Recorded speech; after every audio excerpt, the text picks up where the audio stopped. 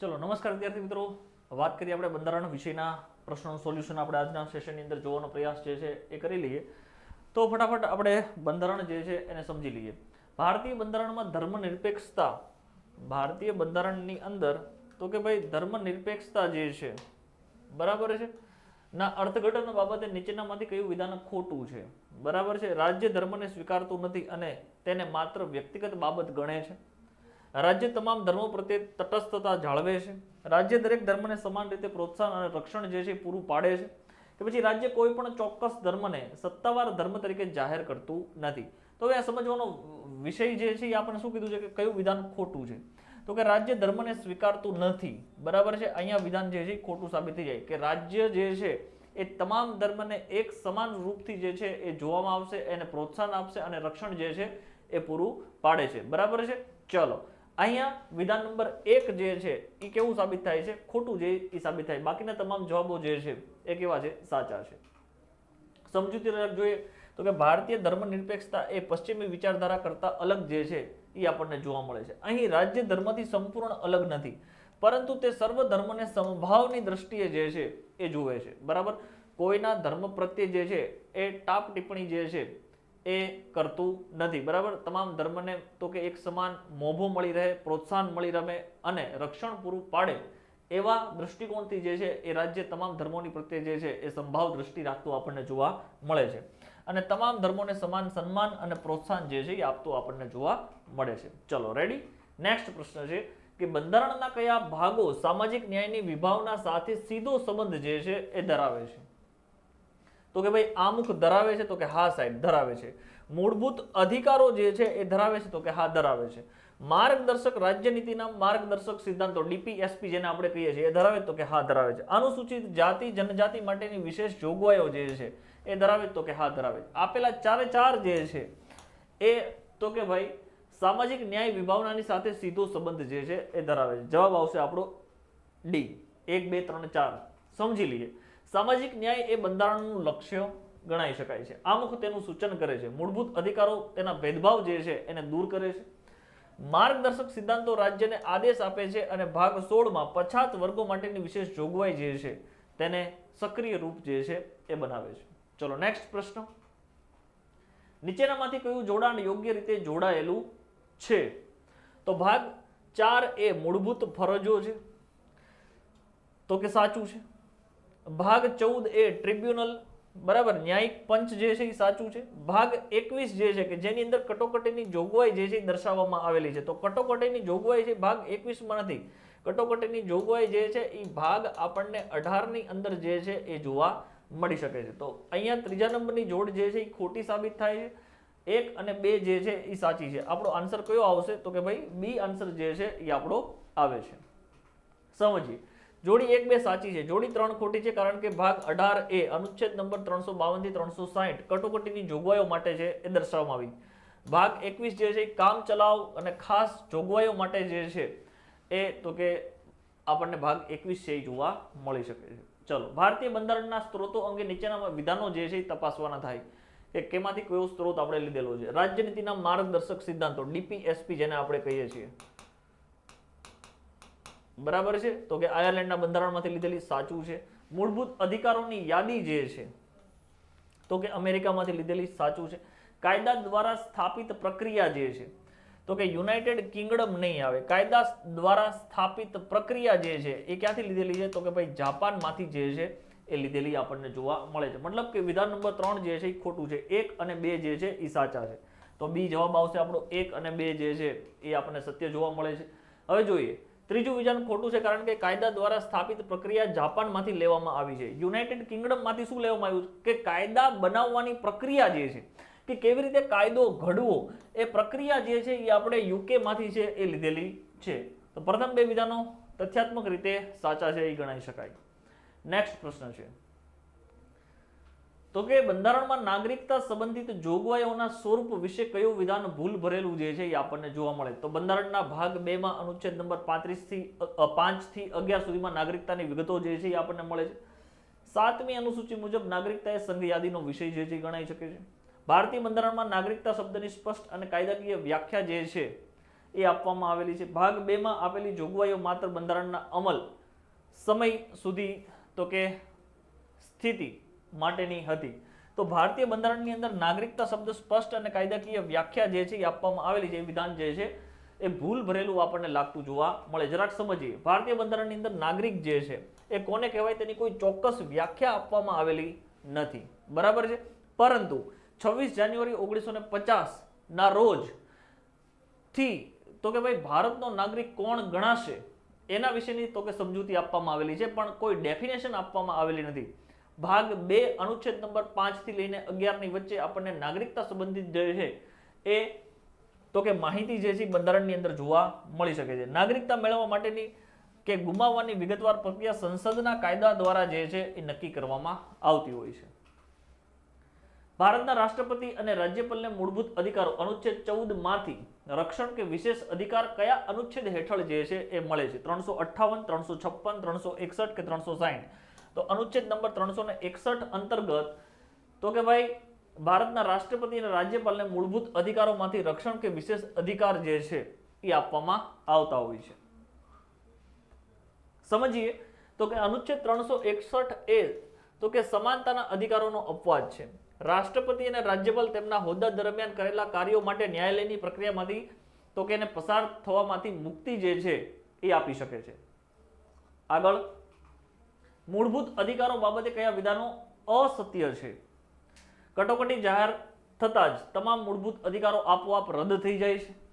લશ્કરી દળોના અધિકારો માટે માત્ર રાષ્ટ્રપતિ જ અંતિમ નિર્ણય જે છે લઈ શકે છે. મૂળભૂત અધિકારોમાં કોઈ પણ પ્રકારનો સુધારો કરી શકાતો નથી. બરાબર છે.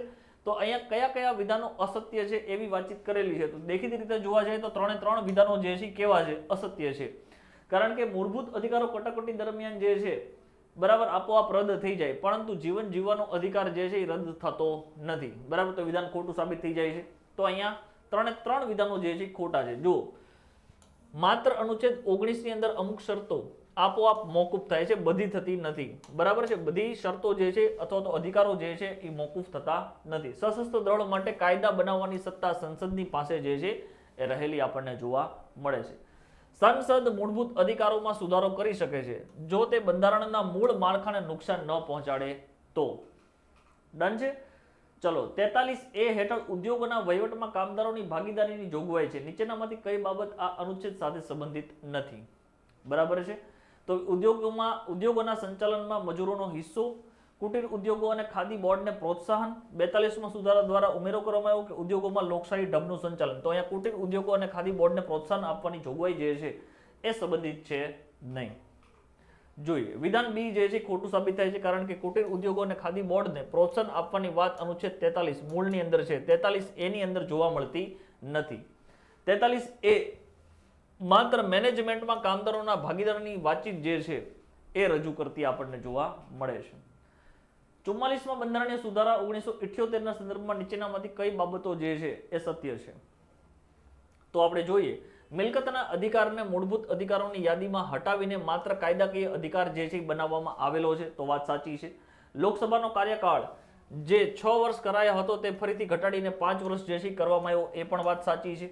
રાષ્ટ્રીય કટોકટી જાહેર કરવા માટે આંતરિક અશાંતિના સ્થાને સશસ્ત્ર વિદ્રોહ શબ્દ જે છે એ ઉમેરવામાં આવેલો છે. તો અહીંયા જોવા જઈએ તો 3 વિધાનો જે છે વિદ્યાર્થી મિત્રો એ આપણને કેવા જોવા મળે છે? તો કે સાચા જોવા મળે છે. અહીંયા યાદ રાખી લો, આંતરિક અશાંતિના સ્થાને તો કે સશસ્ત્ર વિદ્રોહ શબ્દ જે છે એ ઉમેરવામાં આવેલો છે. જોઈએ, જનતા પાર્ટીની સરકાર 1978માં આ સુધારો લાવીને કટોકટી દરમિયાન થયેલા ગેરબંધારણીય ફેરફારોને સુધારો કરવામાં આવેલો હતો. આ સુધારાએ પણ નક્કી કર્યું હતું કે રાષ્ટ્રપતિ મંત્રીમંડળની લેખિત સલાહ વગર કટોકટી જાહેર કરી શકશે નહીં. અનુચ્છેદ 20 તથા 21 કટોકટીમાં પણ રદ થઈ શકશે નહીં. મતલબ કે જીવન જીવવાનો અધિકાર જે છે એ રદ થતો નથી. નેક્સ્ટ છે, ભારતીય બંધારણના અનુચ્છેદ 3 હેઠળ સંસદને મળેલી સત્તાઓ વિશે નીચેનામાંથી કયું વિધાન સાચું છે? બરાબર છે. તો સંસદ જમ્મુ કાશ્મીર સહિત કોઈ પણ રાજ્યની સીમામાં ફેરફાર કરવાની સત્તા છે એ ધરાવે છે. બરાબર છે. ચલો, તો ભાઈ રાજ્ય વિધાનસભા જો અસંમત હોય તો પણ સંસદ નવા રાજ્યનું નિર્માણ છે એ કરી શકે છે. રાજ્ય વિધાનસભાના મંતવ્ય લીધા વગર પણ સંસદ રાજ્યનું નામ જે છે એ બદલી શકે. અને ઉપરોક્ત તમામ સાચા છે. તો અહીંયા જોવા જાય તો તમામે તમામ જે છે એ સાચા છે. બરાબર છે.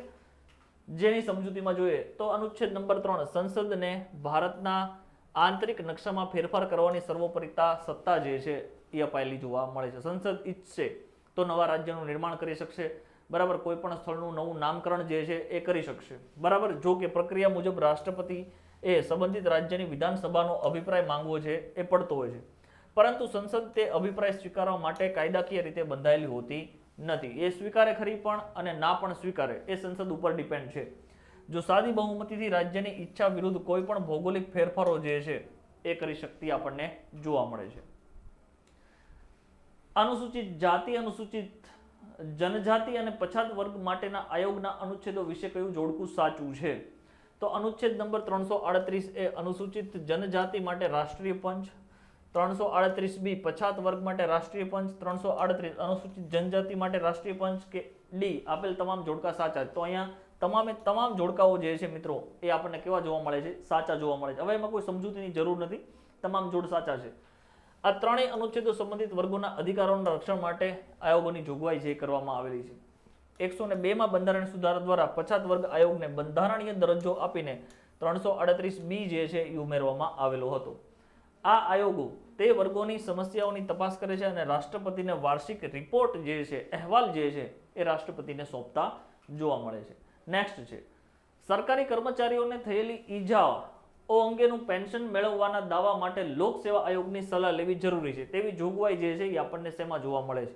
315 ની અંદર, 316 માં, 320 માં કે 319 ની અંદર? તો 320 ની અંદર જે છે એ આ પ્રકારની જોગવાઈ કે ભાઈ કોઈ સરકારી કર્મચારીને કોઈ ઈજા થઈ છે તો એ અંગેનું પેન્શન લેવા માટે લોક સેવા આયોગની સલાહ લેવી જરૂરી બની શકે છે. તો એ અનુચ્છેદ 320 જે છે એ આપણને જણાવે છે.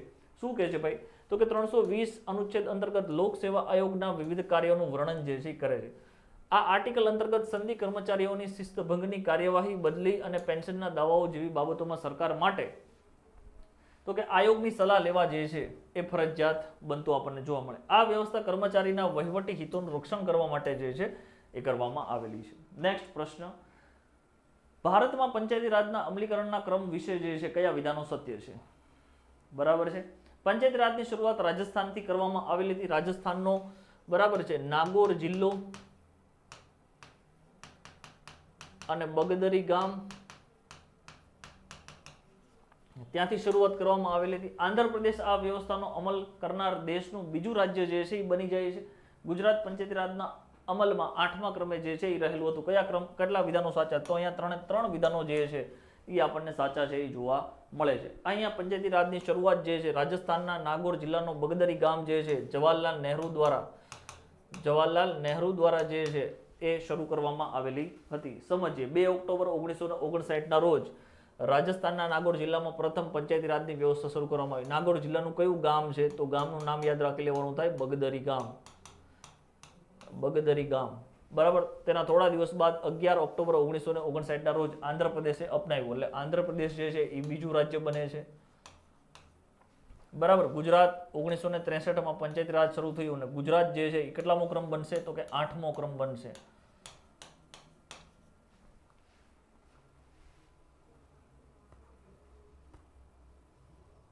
ચલો નેક્સ્ટ, ભારતની સર્વોચ્ચ અદાલતનું ધ્યેય વાક્ય શું છે? વસુધૈવ કુટુંબકમ સત્યમેવ જયતે ધર્મો રક્ષત યતો ધર્મસ્થ તતો જય. ચલો તો અહીંયા શું આવશે? ભારતીય સર્વોચ્ચ અદાલતનું ધ્યેય વાક્ય યતો ધર્મસ્તો જય. સર્વોચ્ચ અદાલતનું ધ્યેય વાક્ય સંસ્કૃતમાં યતો ધર્મસ્તો જય છે. આ વાક્યનો અર્થ એ છે કે જ્યાં ધર્મ છે ત્યાં વિજય છે. સૂત્ર મહાભારતમાંથી જે છે એ લેવામાં આવેલું છે. નેક્સ્ટ પ્રશ્ન, રાજ્યની વડી અદાલતના મુખ્ય ન્યાયાધીશને તેમના હોદ્દાના શપથ જે છે કોણ લેવડાવે છે? રાજ્યની મુખ્ય વડી અદાલત જે છે, હાઈકોર્ટ જેને આપણે કહીએ, તો ભારતના રાષ્ટ્રપતિ ના આવે. રાજ્યપાલ તો કે હા. સર્વોચ્ચ અદાલતના મુખ્ય ન્યાયાધીશ ના આવે, વડાપ્રધાન પણ ના આવે. કોણ આવશે? તો કે જે તે રાજ્યના રાજ્યપાલ જે છે એ લેવડાવશે. સમજીએ અનુચ્છેદ 219 મુજબ રાજ્યની વડી અદાલતના મુખ્ય ન્યાયાધીશ સહિત તમામ ન્યાયાધીશો જે છે એ રાજ્યપાલ સમક્ષ છે એ શપથ ગ્રહણ કરતા જોવા મળે છે. જો રાજ્યપાલ ગેરહાજર હોય તો તેમણે આ કાર્ય માટે વિશેષ રીતે નિયુક્ત કરેલી વ્યક્તિ જે છે એ શપથ લેવડાવશે. આ પ્રક્રિયા રાજ્ય સ્તરે બંધારણીય ગરિમા જાળવવા માટે જે છે એ કરવામાં આવતી હોય છે. આગળનો પ્રશ્ન, ભારતની સર્વોચ્ચ અદાલતના વિવિધ અધિકાર ક્ષેત્રો વિશે નીચેના વિધાનો છે એ ધ્યાનમાં લેવાના છે. સર્વોચ્ચ અદાલત સંબંધિત છે. સાર્વજનિક હિત ધરાવતા કોઈ પણ કાયદાકીય મુદ્દાઓ પર રાષ્ટ્રપતિ સુપ્રીમ કોર્ટનો અભિપ્રાય જે છે એ માંગી શકે. તો હા, રાષ્ટ્રપતિ જે છે સુપ્રીમ કોર્ટ પાસે અભિપ્રાય માંગવા માટે જઈ શકે છે. અદાલતે સલાહકારી અધિકાર ક્ષેત્ર હેઠળ આપેલી સલાહ માનવા માટે સરકાર કાનૂની રીતે બંધાયેલ નથી. તો એ વાત સાચી.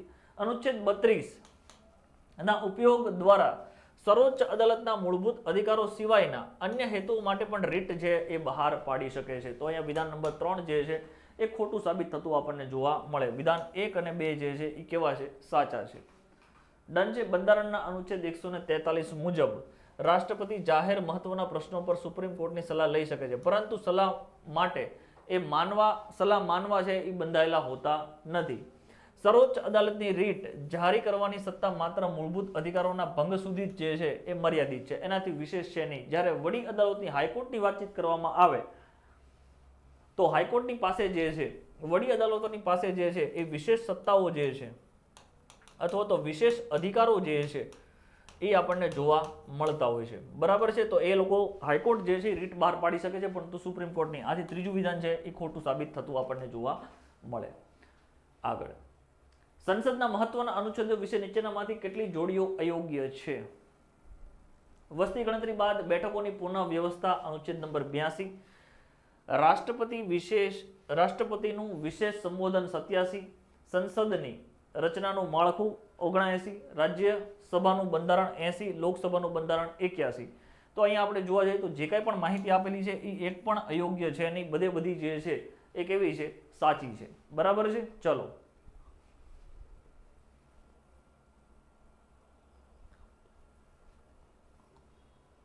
અહીં આપણે સમજૂતી મેળવવાનો પ્રયાસ કરીએ કે રાજ્યસભાના સભાપતિ એટલે કે ઉપરાષ્ટ્રપતિ અનુચ્છેદ નંબર 63 પોતાનું રાજીનામું જે છે ભારતના રાષ્ટ્રપતિને આપે છે, ઉપસભાપતિને નહીં. આથી પ્રથમ વિધાન જે છે એ ખોટું સાબિત થતું. અચ્છા, આ બીજી પ્રશ્નની જે છે એ સમજૂતી આવી ગયેલી છે. બરાબર છે. ચલો, એને આપણે જવા દઈએ. અહીંયા તો કે ભાઈ અહીંયા તમામ જે છે એ સાચા છે, એ યાદ રાખી લેવાનું થાય. બરાબર છે. તમામ જે છે એ સાચા છે. આ સમજૂતી અન્ય પ્રશ્નની છે. વિવિધ રાજ્યોના વિધાનમંડળના અધ્યક્ષોના વાર્ષિક સંમેલનમાં અધ્યક્ષ પદ જે છે એ કોણ સંભાળે છે? ભારતની સંસદના રાષ્ટ્રપતિ, રાજ્યસભાના સભાપતિ, લોકસભાના અધ્યક્ષ કે કેન્દ્રીય ગૃહમંત્રી? તો આપણને ખ્યાલ છે. બરાબર છે. વિધાનમંડળના અધ્યક્ષોના વાર્ષિક સંમેલનની અધ્યક્ષતા જે છે લોકસભાના અધ્યક્ષ જે છે એ આપણને સંભાળતા જોવા મળતા હોય છે. સમજૂતી લઈએ તો ભારતની તમામ વિધાનસભાના અધ્યક્ષોનું જે સંમેલન યોજાતું હોય તો તેનું સંચાલન લોકસભાના અધ્યક્ષ જે છે લોકસભાના અધ્યક્ષ જે છે કરશે. આ સંમેલનમાં સંસદીય લોકશાહી અને વિધાયિકાની કાર્યપદ્ધતિની અંદર સુધારો લાવવા માટે છે એ મુખ્ય રૂપથી આ તો કે યોજાતી આપણને જોવા મળતી હોય છે. નેક્સ્ટ પ્રશ્ન છે, રાષ્ટ્રપતિની સામે ચલાવવામાં આવતી મહાભિયોગની પ્રક્રિયા વિશે કયું વિધાન અચોક્કસ છે? બરાબર છે. ચલો, મહાભિયોગની જોગવાઈ બંધારણના અનુચ્છેદ 61 ની અંદર આપણને જોવા મળે છે. પ્રસ્તાવ રજૂ કરવા માટે ગૃહની કુલ સભ્યના 1/4 સભ્યોનો ટેકો અનિવાર્ય છે. વિધાન 1, 2 બંનેમાંથી કોઈ ભૂલ જણાતી નથી કે આપેલ પૈકી કોઈ પણ વિધાન ખોટું નથી. અહીંયા બી જવાબ જે છે એ આપણને અચોક્કસ છે એ લાગતું જોવા મળે છે. બરાબર. પ્રસ્તાવ રજૂ કરવા માટે ગૃહની 1/4 સભ્યોનો ટેકો જે છે એ અનિવાર્ય ગણાવતો જોવા મળે છે. સમજીએ. અનુચ્છેદ 61 હેઠળ મહાભિયોગની પ્રક્રિયા શરૂ કરવા માટે ગૃહના 1/4 સભ્યોની સહી જે છે એ હોવી જરૂરી છે. જો કે પ્રસ્તાવને પસાર કરવા માટે ગૃહના કુલ સભ્ય સંખ્યાના 2/3 ભાગની બહુમતી જે છે એ આપણને હોવી અનિવાર્ય બને. અત્યાર સુધી કોઈ પણ વખત રાષ્ટ્રપતિ ઉપર જે છે મહાભિયોગની પ્રક્રિયા જે છે એ કરવામાં આવી નથી અને મહાભિયોગની પ્રક્રિયા હેઠળ કોઈ પણ રાષ્ટ્રપતિને જે ભારતમાંથી હટાવવામાં આવેલો નથી. જાહેર હિસાબ સમિતિ, બરાબર, પબ્લિક એકાઉન્ટ્સ કમિટી જે છે એના સંદર્ભની અંદર કયું વિધાન ખોટું છે એવું આપણને જણાવે છે કે આ સમિતિ લોક લેખા સમિતિ તરીકે પણ ઓળખવામાં આવે છે. ભારત સરકારના 1919ના કાયદા મુજબ 1921માં તેની રચના કરવામાં આવેલી હતી. આમાં સંસદના બંને ગૃહોના ચૂંટાયેલા પ્રતિનિધિઓ જે છે એ આપણને સામેલ થયેલા જોવા મળે કે તમામ વિધાનો સત્ય છે. અહીંયા જોવા જઈએ તો ભાઈ તમામ વિધાનો જે છે એ સત્ય છે કે આ સમિતિ જે જાહેર હિસાબ સમિતિને તો કે લોક લેખા સમિતિ તરીકે ઓળખવામાં આવે છે. ભારત સરકાર અધિનિયમ 1919ના કાયદા મુજબ એની રચના જે છે 1921માં કરવામાં આવેલી હતી. સંસદના બંને ગૃહો એટલે કે લોકસભા અને રાજ્યસભા ના ચૂંટાયેલા પ્રતિનિધિઓ જે છે એની અંદર સામેલ થતા આપણને જોવા મળતા હોય છે. જાહેર હિસાબ સમિતિ એ ભારતીય સંસદની સૌથી જૂની સમિતિ ગણવામાં આવે છે, જેની અંદર 22 સભ્યો જે છે એ આપણને જોવા મળતા હોય. લોકસભાના 15 અને રાજ્યસભાના 7 સભ્યો જે છે એની અંદર આપણને જોવા મળે છે. આ સમિતિનું મુખ્ય કાર્ય કેગ, બરાબર, controller auditor general of India, બરાબર છે, CAG જેને આપણે કહીએ છીએ, દ્વારા રજૂ કરાયેલા વાર્ષિક અહેવાલોની તપાસ જે છે કરવાનું એનું મુખ્ય કાર્ય છે. આ પ્રક્રિયા દ્વારા સરકારના ખર્ચ ઉપર અંકુશ રાખવામાં આવે છે અને કોઈ પણ આર્થિક ગેરરીતિ જે છે એ લોકો સમક્ષ જે છે એ લાવવાનું કાર્ય જે છે એ જાહેર હિસાબ સમિતિ જે છે એ કરતી આપણને જોવા મળતી હોય છે. વિધાનસભાની ચૂંટણીમાં ઉમેદવારી ફોર્મ ભરતી વખતે જમા કરવાની થતી સિક્યોરિટી ડિપોઝિટ વિશે કયું વિધાન અચોક્કસ છે? વિધાન 1, સામાન્ય વર્ગના ઉમેદવારો 5000 રૂપિયા ડિપોઝિટ ભરવાના હોય છે. વિધાન 2, અનુસૂચિત જાતિ અને જનજાતિના ઉમેદવારો માટે 10000 રૂપિયા જે છે ડિપોઝિટ કરવાના હોય છે. કયા વિધાનો અસત્ય છે? તો 1 અને 2 બંને છે, બરાબર છે.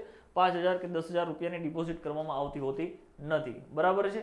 અહીંયા આપણે જોવા જઈએ તો ચૂંટણી પંચ જે છે એના નિયમો મુજબ વિધાનસભાની ચૂંટણી સામાન્ય શ્રેણીના ઉમેદવારો માટે સિક્યોરિટી ડિપોઝિટ 10000 રાખવામાં આવેલી છે. SC ST ના ઉમેદવારો માટે, બરાબર, આ રકમ જે છે 5000 રૂપિયા નક્કી કરવામાં આવેલી છે. અહીં બંને વિધાનોમાં રકમની અદલા બદલી કરવામાં આવી દીધેલી છે, બરાબર, ઉપર નીચે કરી દીધેલું છે, તો એ જરાક આપણે ધ્યાને રાખવાનું થાય. રાજ્ય મંત્રી પરિષદની જવાબદારીઓ અને ઉત્તરદાયિત્વ વિશે કયું વિધાન સાચું જણાશે? મંત્રીઓ વ્યક્તિગત રીતે રાજ્યની વિધાનસભાને જવાબદાર છે એ હોય છે. મંત્રીઓ સામૂહિક રીતે માત્ર રાજ્યપાલને પ્રત્યે ઉત્તરદાયી છે એ હોય છે. માત્ર 1, 2 બંને કે એક પણ નહીં. તો અહીંયા એક પણ નહીં એ આપણો કરેક્ટ આન્સર છે, એ બને છે. શું સમજૂતી છે? સંસદીય શાસન પદ્ધતિની અંદર મંત્રીઓ વ્યક્તિગત રીતે રાજ્યપાલને જવાબદાર હોય છે, બરાબર છે, કારણ કે તેઓ રાજ્યપાલની મરજી સુધી પદ ઉપર જે છે એ રહી શકે છે. જ્યારે સામૂહિક રીતે સમગ્ર મંત્રીમંડળ રાજ્યની વિધાનસભાને જવાબદાર છે એ હોય છે. આનો અર્થ એ થયો કે જો રાજ્ય વિધાનસભામાં અવિશ્વાસનો પ્રસ્તાવ રજૂ થઈ જાય, બરાબર, તો સમગ્ર મંત્રીમંડળે જે એ પોતાનું પદ અથવા તો રાજીનામું જે છે એ સામૂહિક રીતે છે એ આપવું પડતું હોય છે. રાજ્ય વિધાનમંડળની અંદર પસાર થયેલા ખરડાઓ માટે રાજ્યપાલ કઈ શક્તિનો ઉપયોગ જે છે એ કરી શકતા નથી? તો કે ખરડા પર પોતાની સંમતિ આપવી, ખરડાને પૂર્ણ વિચારણા માટે પરત મોકલો, ખરડાને કેન્દ્રીય સંસદની મંજૂરી માટે મોકલો, કે ખરડાને રાષ્ટ્રપતિ માટે અનામત જે છે એ રાખી રાખો. તો ખરડાને પૂર્ણ વિચારણા માટે પરત મોકલો એ તો કે કરી શકતા નથી. સમજીએ, રાજ્યપાલ પાસે ખરડાને સંસદમાં મોકલવાની કોઈ સત્તા હોતી નથી. તેઓ કાં તો સહી કરી શકે છે, એને રોકી શકે છે, પાછો મોકલે છે, અથવા તો અનુચ્છેદ 200 મુજબ રાષ્ટ્રપતિની વિચારણા માટે અનામત છે એ રાખી શકે છે, બરાબર છે. ચાલો, રાજ્યસભાના અધ્યક્ષ એટલે કે સભાપતિના હોદ્દા વિશે કયું વિધાન ખરું છે? તેઓ સંસદની સંયુક્ત બેઠકની અધ્યક્ષતા જે છે કરી શકતા નથી. તેઓ ગૃહના સભ્ય છે પણ પ્રથમ તબક્કે મત આપી શકતા નથી. જ્યારે તેમને હટાવવાનો ઠરાવ ચાલતો હોય ત્યારે તેઓ કાર્યવાહીમાં ભાગ લઈ શકે છે પણ મતદાન કરી શકતા નથી. કયા કયા વિધાનો સાચા છે? તો 1 અને 3 જે છે એ સાચું છે. તેઓ, બરાબર છે, ગૃહના સભ્ય છે પરંતુ પ્રથમ તબક્કે મત આપી શકતા નથી. તો આ વિધાન જે છે એ ખોટું છે. 1 અને 3 જે છે એ સાચા છે. ભારતના ઉપરાષ્ટ્રપતિના હોદ્દાની રૂએ રાજ્યસભાના સભાપતિ હોય છે. સંયુક્ત બેઠકની અધ્યક્ષતા હંમેશા લોકસભાના સ્પીકર જે છે એ કરે છે, બરાબર છે. ચાલો, એ આપણે જોઈ ગયા છીએ. Next, okay. તો અહીંયા વિદ્યાર્થી મિત્રો આપણે બંધારણના જે કંઈ પણ પ્રશ્નો જે છે એની આપણે સમજૂતી વિગતવાર છે એ મેળવી લીધેલી છે. મળીશું આપણે નેક્સ્ટ સોલ્યુશનની અંદર. ત્યાં સુધી રજા આપશો. જય હિન્દ, જય ભારત.